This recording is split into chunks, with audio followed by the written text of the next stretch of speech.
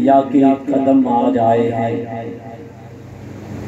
رشک جنا ہمارے مکاں کو بنائے ہیں، اور اے اشرفی مدینے میں مدفون ہوں اگر، اے اشرفی مدینے میں مدفون ہوں اگر، سمجھیں یہی کہ خلد میں مسکن بنائے ہیں، سمجھیں یہی کہ خلد میں مسکن بنائے ہیں۔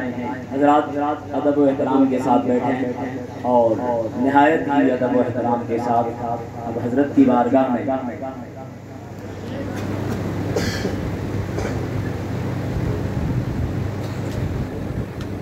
آپ حضرات کو لیے چلتا ہوں اور حضرت سے آپ حضرات قصد فیض کریں گے انشاءاللہ تبارک و تعالی۔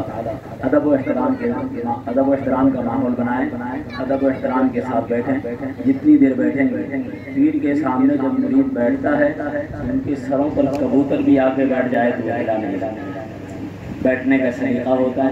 بیٹھیں ادب و احترام کے ساتھ، آئیے بڑی تیزی کے ساتھ استقبال کیجیے، اس لیے کہ جب حضرت کی باری ہو اور میں اپنا ٹائم آپ کا لوں تو زیادہ بہتر نہیں رہتا ہے نا۔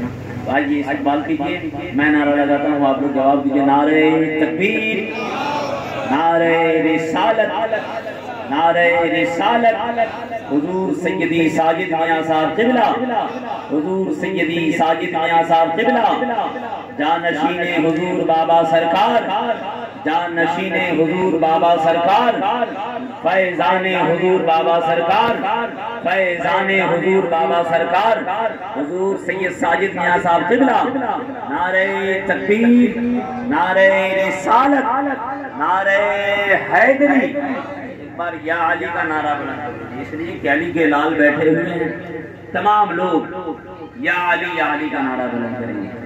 نعرہ حیدری، اس شان و شوکت کے ساتھ کہ جو جس سے پیار کرتا ہے اسی کا نام لیتا ہے، زمانہ اس لیے میرے نبی کا نام لیتا ہے، اور مصیبت اس کے گھر آئے کبھی یہ ہو نہیں سکتا، مصیبت اس کے گھر آئے کبھی یہ ہو نہیں سکتا، جو اٹھتے بیٹھتے مولا علی کا نام لیتا ہے۔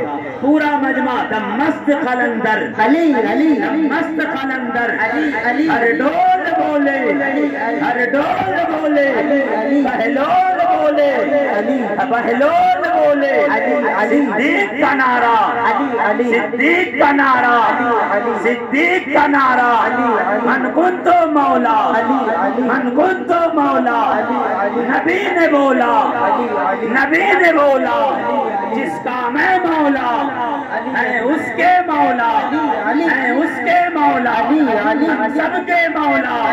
نعرہ حیدری، نعرہ حیدری، نعرہ تکبیر، نعرہ رسالت، نعرہ رسالت۔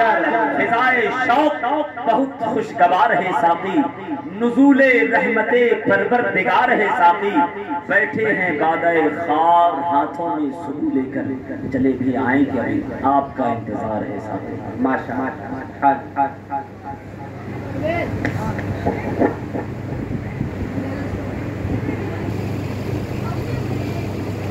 منبر رسول پر رونق افروز، زینت محراب و منبر، سامعین و سامعات، السلام علیکم ورحمۃ اللہ وبرکاتہ۔ الفاتحہ الی حضرت النبی الکریم وعلی آلہ الامجاد الکرام۔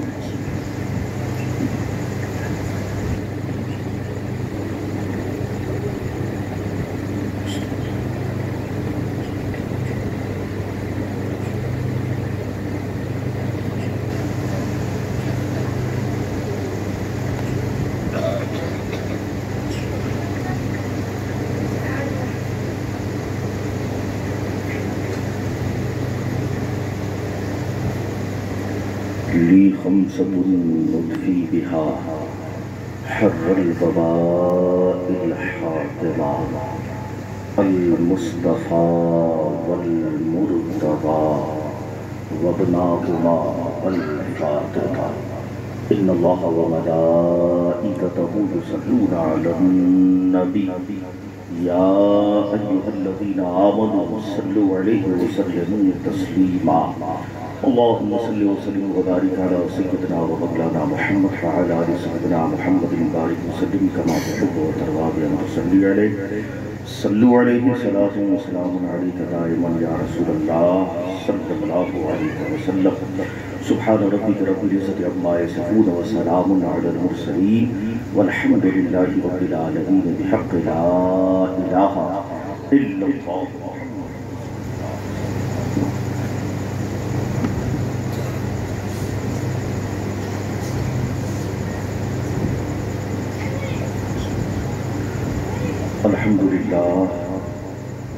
الحمد لله الذي أبدع الأفلاك والأرضين والصلاة والسلام على من كان نبيا وآدم بين الماء والطين وعلى آله الطيبين الطاهرين وصحبه أجمعين أما بعد. قال الله تبارك وتعالى في القرآن المجيد والفرقان الحميد فأعوذ بالله من الشيطان الرجيم بسم الله الرحمن الرحيم لقد كان لكم في رسول الله أسوة حسنة آمنت بالله صدق الله العظيم وبلغنا رسوله النبي الأمين المبين المتين الكريم ونحن على ذلك ما قال ربنا لمن الشاهدين والشاكرين والحمد لله رب العالمين. جی لگا کر ایک مرتبہ درود پاک پڑھیں. اللہم صلی علی سیدنا و شفیعنا و نبینا و مولانا محمد وعلى آل سیدنا محمد بارک وسلم کما تحب و ترضى بأن تصلی علیہ صلوا علیہ صلاة و سلام علیک دائما یا رسول اللہ یا حبیب اللہ صلی اللہ علیہ وسلم.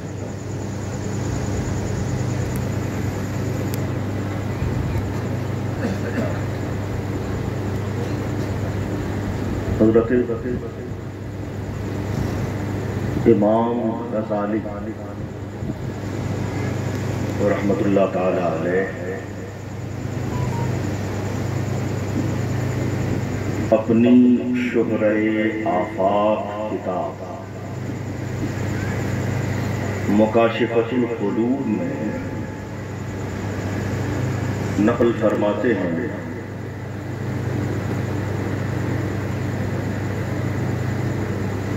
کہ سید عالم صلی اللہ تعالی علیہ وآلہ وسلم کا ارشاد گرامی ہے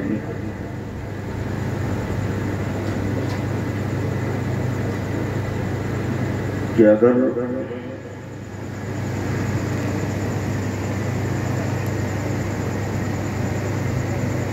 اللہ تبارک و تعالی نے ایک فرشتہ پیدا فرمایا ہے جس کا سر عرش اعظم کے نیچے ہے، جس کے پاؤں تحت الثری میں، جس کے دونوں بازو مشرق اور مغرب کو گھیرے ہوئے ہیں،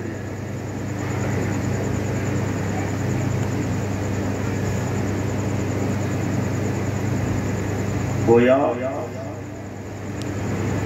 وہ فرشتہ اس قدر قوی الجثہ ہے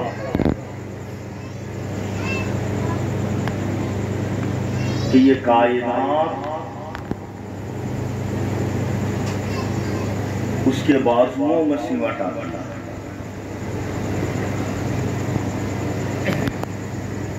میرے آقا ارشاد فرماتے ہیں کہ جب بھی کوئی مومن بندہ محبت سے،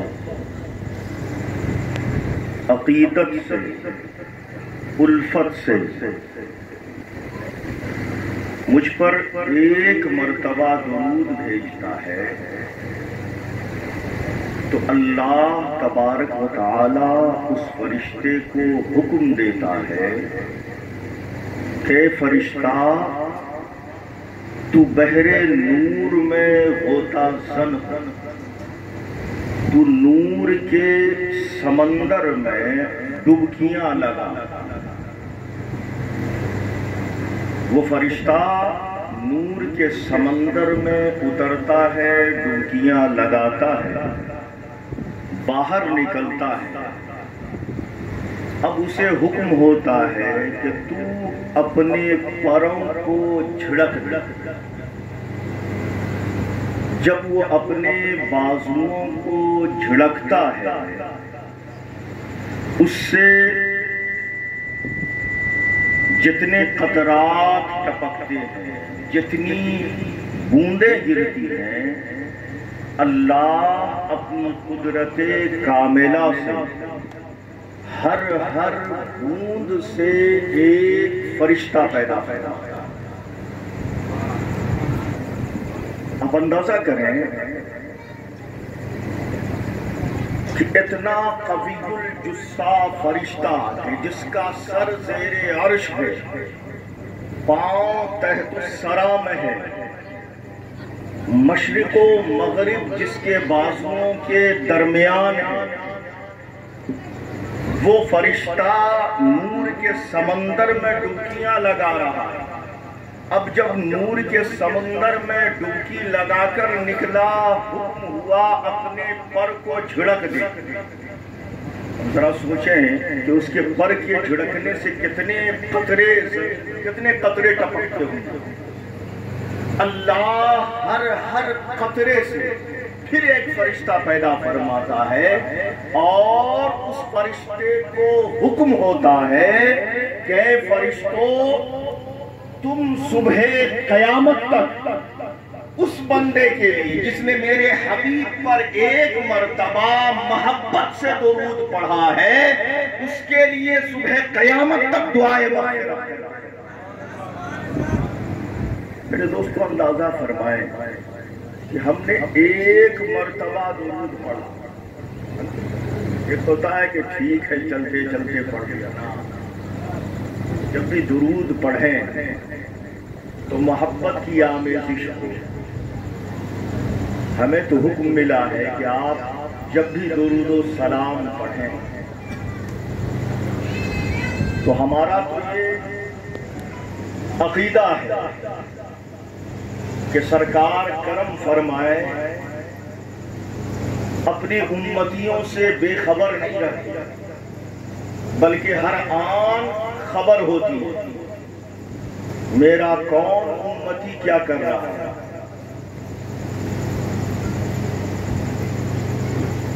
اور جب ہم محبت سے سرکار کی بارگاہ میں درود بھیجیں گے، عقیدت کے ساتھ درود بھیجیں گے، یقیناً وہ درود ہمارا مقبول ہوگا۔ اگر ہم یہ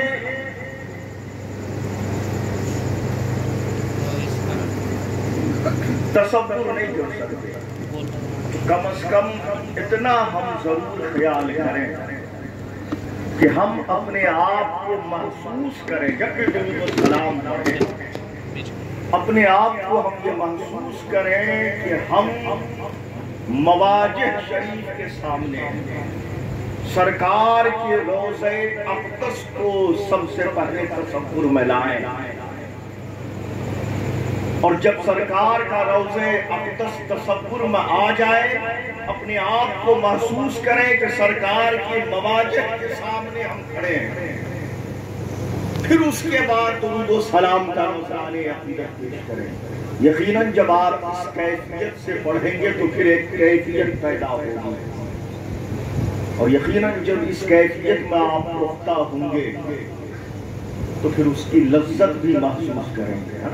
لہٰذا جب بھی درود و سلام پڑھنا ہو، کوشش کریں کہ اپنے آپ کو تصور کریں کہ ہم سرکار کی بارگاہ میں حاضر ہیں، سرکار ہمیں ملاحظہ کر رہے ہیں۔ جب اس انداز سے پڑھیں گے تو یقیناً اس کا اجر و ثواب بھی عظیم قریب ہوگا۔ بہرحال تقریر تو جو ہونی تھی سو ہو چکی ہے. میں بھی کافی تھکا ماندہ ہوں اور آواز بھی دم توڑ رہی ہے. بس یہ کہہ لیجیے قہرن جبرن آپ کی محبت ہے جو یہاں تک کھینچ لائی. بہرحال یقیناً آپ حضرات قابل مبارکباد ہیں کہ جشن عید میلاد النبی منا رہے ہیں. یقیناً آقا کریم صلی اللہ علیہ وآلہ وسلم کی آمد کا تذکرہ ہر ایک کے مقدر میں نہیں ہوتا ہے، ہر ایک کا حصہ نہیں ہوتا ہے. کسی کہنے والے نے کہا تھا جب پوچھا گیا کہ یہ جو میلاد النبی مناتے ہو عید میلاد النبی یہ کہاں لکھا ہے، یہ کہاں لکھا ہے؟ تو بڑا پیارا اس نے جواب دیا تھا کہ یہ کہیں اور نہیں لکھا ہے، سنیوں کے مقدر میں لکھا ہے. اور الحمدللہ ہم سنی ہیں، یہ ہمارا مقدر ہے کہ آمد مصطفیٰ کا ذکر ہم کر رہے ہیں. یاد رکھیں آمد مصطفیٰ کا ذکر ہر کس و ناقص کے مقدر میں نہیں ہوتا ہے. اس بات کا اندازہ آپ اس بات سے لگا سکتے ہیں اور بس اسی پر اپنی بات ختم کر دوں گا کہ دیکھیں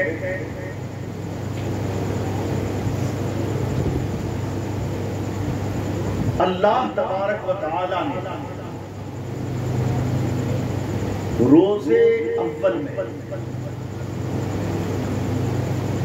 جبکہ دنیا آباد نہیں ہوئی، جبکہ دنیا آباد نہیں ہوئی، جب اللہ نے اس دنیا کو چاہا کہ اپنا خلیفہ بنایا جائے اور اس پر آدم کو اتارا جائے، آدم کی نسل کو پروان چڑھایا جائے، اس سے پہلے اس نے ایک محفل سجائی. قرآن میں اس کا ذکر تفصیل کے ساتھ ہے. اس محفل کے اندر اللہ تبارک و تعالی نے صرف نبیوں کے روح کو جمع کیا. اللہ نے صرف انبیاء کی ارواح کو جمع کیا. اور جب سارے کے سارے انبیاء حضرت آدم سے لے کر جناب عیسیٰ روح اللہ تلک جتنے انبیاء ہوئے، تمام کے تمام انبیاء کی ارواح جمع ہو گئی، مجلس قائم ہو گئی. اللہ تبارک و تعالی اس مجلس کا خطیب بنا. سامعین انبیاء کی مقدس ارواح بنی. اللہ نے سب کو جمع فرمایا. ہر انبیاء تجسس میں ہے، ہر نبی کی روح تجسس میں ہے کہ کیوں ہمیں جمع کیا گیا، کیوں اللہ نے ہمیں اکٹھا کیا. اللہ نے ان کے تجسس کو دور فرمایا اور فرمایا کہ تمہیں اس لیے یہاں جمع کیا ہے، اس لیے تمہیں اکٹھا کیا ہے کہ میں اپنے پیارے محبوب کی آمد کا ذکر چھیڑنا چاہتا ہوں. اپنے پیارے محبوب کی آمد کا ذکر چھیڑنا چاہتا ہوں. اور اس انداز سے چھیڑا کہ انبیاء سے پوچھا. قرآن کہتا ہے وَإِذَا اللَّهُ مِيثَاقَ النَّبِيِّينَ، اے حبیب مکرم یاد فرمائے کہ اللہ نے جب انبیاء کی ارواح کو جمع کیا اور ان سے عہد و پیمان کیا، کیا لما آتیتکم من کتاب و حکمت، یہ جو میں تمہیں نبوت دینے جا رہا ہوں، کتاب و حکمت دینے جا رہا ہوں، رسالت سے سرفراز فرمانے جا رہا ہوں، ثم جاءکم رسول، پھر تمہارے پاس میرا رسول آئے. کون آئے؟ میرا محبوب تشریف لائے، نبی آخر الزماں تشریف لائے. اچھا یہ کیا ہے؟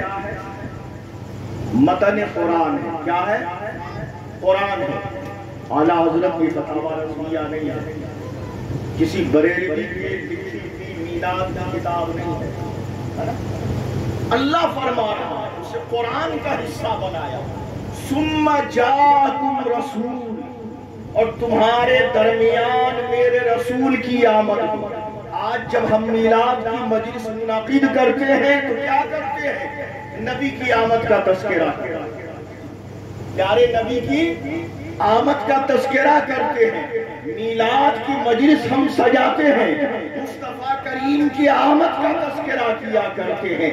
گویا میلاد کی مجلس سجانا یہ کسی ملا کی سنت نہیں، بلکہ اللہ. نعرہ تکبیر، نعرہ رسالت، نعرہ حیدری، نعرہ سجادہ، زندہ باد، زندہ باد، زندہ باد. اللہ اکبر، یا رسول اللہ، یا علی. ثم جاءکم رسول، اور جب تمہارے پاس میرا نبی آئے.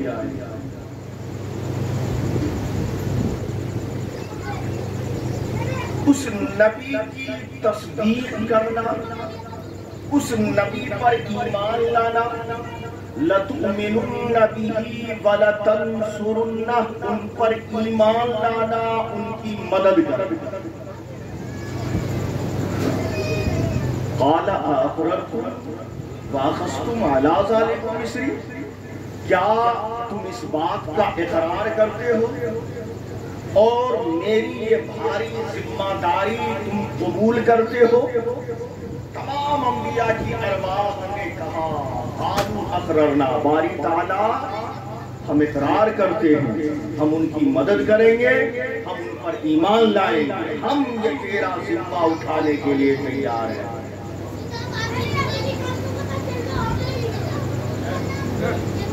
اللہ نے فرمایا اب ایک دوسرے پر گواہ ہو جاؤ، ایک دوسرے پر گواہ ہو جاؤ کہ تم نے یہ وعدہ کیا.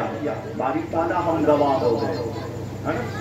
اب اللہ فرماتا ہے وَأَنَا مَعَكُمْ مِنَ الشَّاهِدِينَ، میں بھی تمہارے ساتھ گواہوں میں شامل ہو جاتا ہوں. قربان جائے میرے آقا کی شان پر. میرے دوستو، ایک اور اللہ نے مجلس سجائی روز اول، اس لیے اپنے ربوبیت کی خاطر، اپنے ربوبیت کے اقرار کی خاطر اللہ نے اس میں تمام اولین و آخرین کے ارواح کو جمع کیا، جس میں انبیاء کی بھی ارواح تھی، مومنوں کی بھی ارواح تھی، کفار و مشرکین کی بھی ارواح تھی، اچھے لوگوں کی بھی روحیں تھی، برے لوگوں کی بھی روحیں تھی، ایمان والوں کی بھی روح تھی، بے ایمانوں کی بھی روح تھی. صبح قیامت تک جتنے انسان آئیں گے ہر ایک کی روح کو اللہ نے جمع کیا، اور سب سے پوچھا اللہ نے کہ اے لوگوں بتاؤ کیا میں تمہارا رب نہیں ہوں؟ سب نے کہا بلا. باری تعالیٰ یقیناً تو ہمارا رب ہے، باری تعالیٰ یقیناً تو ہمارا رب ہے. مجلس ختم ہو گئی. جیسے ہی سب نے اقرار کیا کہ تو ہی ہمارا رب ہے، مجلس ختم ہو گئی. مگر قربان جائے اس کے حبیب کے شان پر کہ صرف اقرار پر مجلس ختم نہیں کیا، بلکہ کیا کہا؟ اقرار تو کر لیا ہے، میری بھاری ذمہ داری بھی قبول کرو. اقرار تو کر لیا، ابھی بھی چھٹی نہیں ہے، اب ایک دوسرے پر گواہ ہو جاؤ. باری تعالیٰ اب تو چھٹی دے دے. کہا نا میں بھی تمہارے ساتھ گواہوں میں شامل ہو جاتا ہوں. گویا جب اپنے ذکر کی باری آئی, جب اپنے ربوبیت کے اعلان کی باری آئی تو اس نے صرف اقرار پر مجلس کے چھٹی کر دی, اور جب حبیب مکرم کی باری آئی تو مجلس کو اقرار پر چھٹی نہیں کی جا رہی ہے بلکہ مجلس کو طول دیا جا رہا ہے, مجلس کو بڑھایا جا رہا ہے. گویا آج جو کہا جاتا ہے کہ یہ جو تم میلاد کی مجلس سجاتے ہو, گھنٹوں گھنٹہ تقریریں کرتے ہو, گھنٹوں گھنٹہ نعت شریف پڑھواتے ہو, اتنا طویل ذکر کیوں کرتے ہو؟ میرے دوستو بتانا یہ چاہتا ہوں کہ جب اس کے حبیب کی باری آتی ہے تو ہم اس لیے ان کے ذکر کی مجلس کو طول دیا کرتے ہیں کہ یہ ہماری سنت نہیں بلکہ اللہ نے اپنی سنت بنا دیا ہے کہ جب اس کے نبی کا ذکر ہو تو اس کو مختصر نہ کیا جائے بلکہ اس کو طویل کیا جائے, اس کو بڑھایا جائے, اس کو بڑھایا جائے, اس کو طول دیا جائے. اور آپ دیکھیں کہ وہ جو مجلس لگی, وہ جو مجلس لگی تو جب اللہ کے ربوبیت کی باری آئی اس کے اعلان کی تو اس نے ہر کس و ناکس کی ارواح کو جمع کیا, اچھی روحوں کو بھی بری روحوں کو بھی, اولیاء کی روحوں کو بھی, انبیاء کی روحوں کو بھی, صالحین کی روحوں کو بھی, اور کفار و مشرکین کی روحوں کو بھی, منافقین کی روحوں کو بھی, بدکار لوگوں کی بھی روحوں کو, ہر ایک روح کو جمع کیا. کس میں؟ جب اپنی باری اور جب اپنے حبیب کے ذکر کی باری آئی تو ہر کس و ناکس کو نہیں جمع کیا, صرف پاکیزہ روح, صرف مقدس ارواح. گویا یہی سے معلوم ہوا, یہی سے پتا چلا کہ اللہ کے ذکر میں تو ہر کس و ناکس شامل ہو جاتا ہے اور ہوتا ہے اور کیا جا سکتا ہے, مگر اس کے حبیب کی شان یہ ہے کہ جب اس کے حبیب کے ذکر کی مجلس سجتی ہے تو ہر کس و ناکس کا مقدر نہیں ہوتا بلکہ جس کے روح پر پاکیزگی کی جھیٹ پڑی ہوتی ہے, ذکر مصطفیٰ, میلاد مصطفیٰ, آمد رسول کا ذکر اسی کا مقدر کرتا ہے. اللہ اکبر, یا رسول اللہ, حیدری, حسن عید میلاد النبی زندہ باد, حسن عید میلاد النبی زندہ باد, حضور صاحب سجادہ زندہ باد, حضور ساجد ملت زندہ باد, حضور سید کبیر الدین اسرار صاحب قبلہ زندہ باد, بھائی جان حضور بابا سرکار زندہ باد, نعرہ تکبیر, نعرہ رسالت, یا رسول اللہ. میرے دوستو الحمدللہ ہم سنی ہیں اور ہمارا یہ مقدر ہے کہ اللہ نے ہم پر کرم فرمایا, اللہ نے, اور یہی وجہ ہے کہ آپ دیکھیں گے کہ وہ جو پاکیزہ ارواح جمع ہوئی جن سے گناہ ہو ہی نہیں سکتا تھا, ہے نا, جن سے گناہ ہو ہی نہیں سکتا تھا, معصوم ارواح جمع, ہے نا, ہر ایک کو چھاڑ دیا.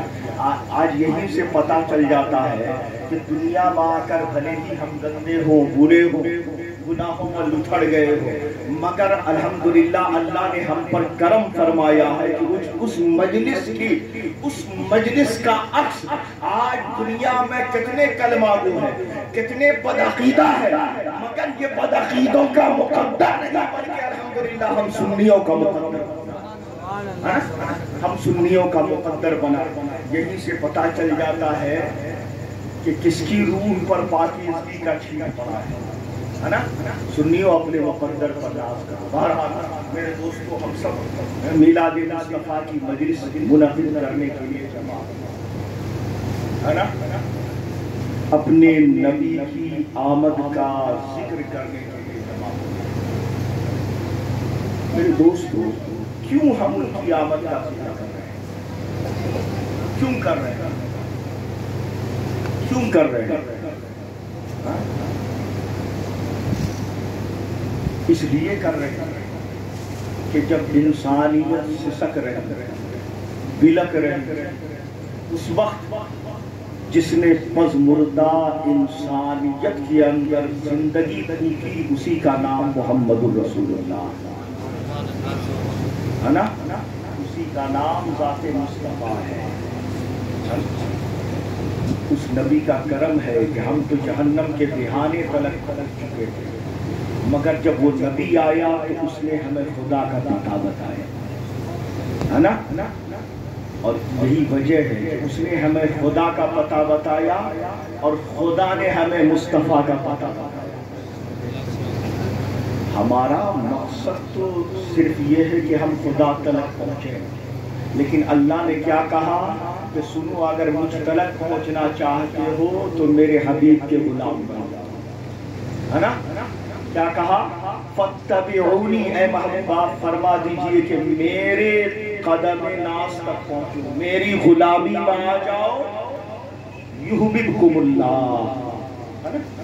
ہر کوئی چاہتا ہے کہ ہم اللہ سے دوستی کریں، ہم اللہ سے دوستی کریں، ہم اللہ سے دوستی کریں، مگر اللہ کہتا ہے کہ تم حبیب کے غلام بن جاؤ، میرے محبوب کے غلام بن جاؤ، میرے محبوب کی غلامی کا قلادہ اپنے گردنوں میں ڈال لو۔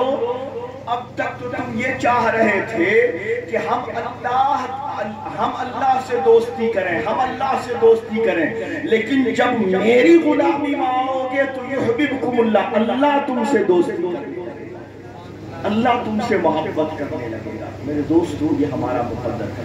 اللہ نے کیا ہمیں پتہ بتایا کہ سنو، میں تمہارے درمیان اپنا حبیب بھیج رہا ہوں، اپنا رسول بھیج رہا ہوں۔ سنو، کیا کرنا؟ میرے حبیب کو دیکھنا۔ کامیابی چاہتے ہو تو کامیابی کا کوئی اور زینہ نہیں ہے، ہمارے حبیب کے در دولت سے چمٹ جاؤ، کامیاب ہو جاؤ۔ فرمایا لقد کان لکم فی رسول اللہ اسوۃ حسنہ، تمہارے لیے بہترین نمونہ، لائق پیروی، لائق اتباع، چلنے کے قابل اگر کوئی ہے تو وہ میرے محبوب کی ذات، میرے حبیب کی ذات۔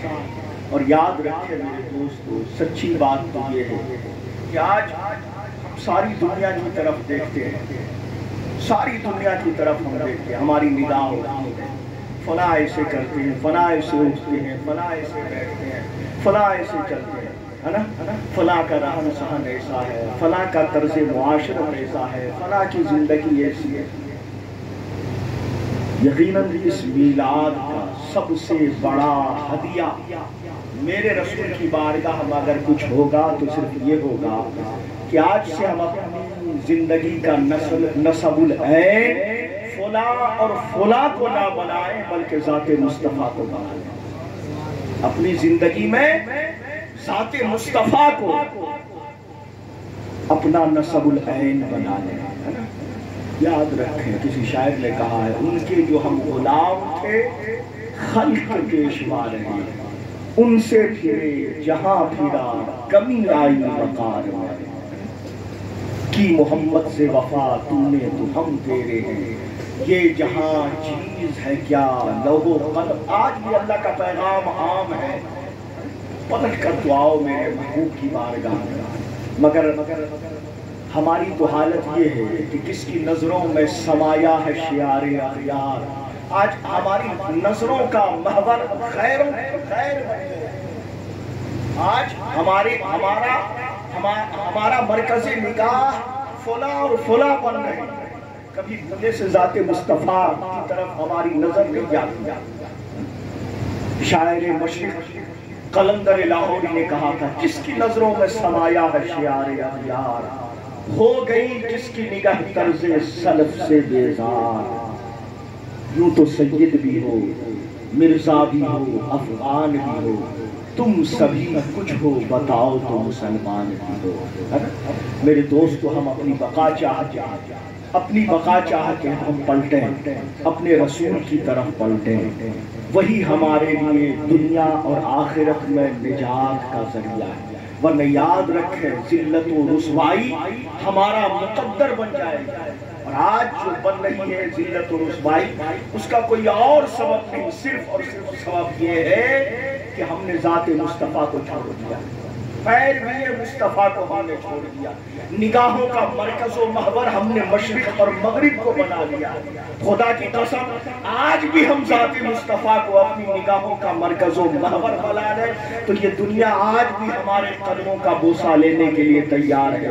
رب کی فتح و نصرت آج بھی آسمان سے اترنے کے لیے بے چین و بے قرار ہے۔ شرط یہ ہے کہ ہم مصطفیٰ کے سچے غلام ہم سچے غلام بن جائیں۔ اللہ تبارک و تعالیٰ کی حضور دعا ہے کہ رب کریم ہم سب کو اس میلاد مصطفیٰ کے صدقے سے سچا اور پکا غلام مصطفیٰ بننے کی توفیق عطا فرمائے۔ زندگی اگر اس نے دی ہے تو پیروی مصطفیٰ میں گزارنے کی توفیق عطا فرمائے۔ وما علینا الا البلاغ وآخر دعوانا الحمدللہ رب العالمین۔ والسلام علیکم ورحمۃ اللہ وبرکاتہ۔ آئیے کھڑے ہو کر صلاۃ و سلام